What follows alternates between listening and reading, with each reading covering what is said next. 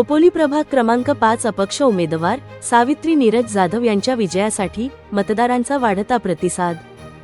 खोपोली नगरपरिषदेचे येत्या 2 डिसेंबर रोजी मतदान होणार आहे, त्यामुळे अपक्ष उमेदवारांना प्रचारात वेळ मिळावा म्हणून 1 डिसेंबर रोजी रात्री उशिरा म्हणजेच रात्री 10 वाजेपर्यंत प्रचाराला वेळ मिळणार आहे।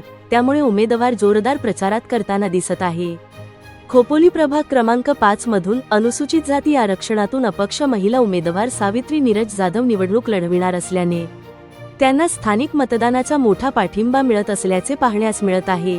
सावित्री प्रौढ शिक्षण संस्थेच्या अध्यक्षा तथा समाजसेविका म्हणून ओळखल्या जाणाऱ्या अपक्ष उमेदवार सावित्री नीरज जाधव यांचा जोरदार प्रचार सुरू असून त्यांनी आपली निशाणी गॅस सिलेंडर प्रचारादरम्यान मतदारांपर्यंत पोहोचविण्यात यश मिळविले आहे।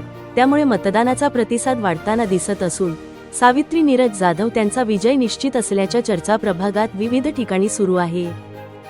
नमस्कार, प्रभाग क्रमांक 5 मधून मी उमेदवार सावित्री नीरज जाधव, माझी निशाणी सिलेंडर।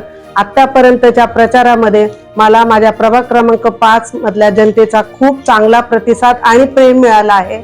पुढेही मी माझ्या प्रभाग क्रमांक 5 च्या जनतेला आवाहन करते की मला तुम्ही बहुमताने विजयी करा। तुमच्या विश्वासाला मी नक्कीच पात्र ठरेल आणि तुमच्या विश्वासाला मी कुठेही तडा जाऊ देणार नाही, ही मी आपण सगळ्या प्रभाग क्रमांक 5 च्या जनतेला ग्वाही देते।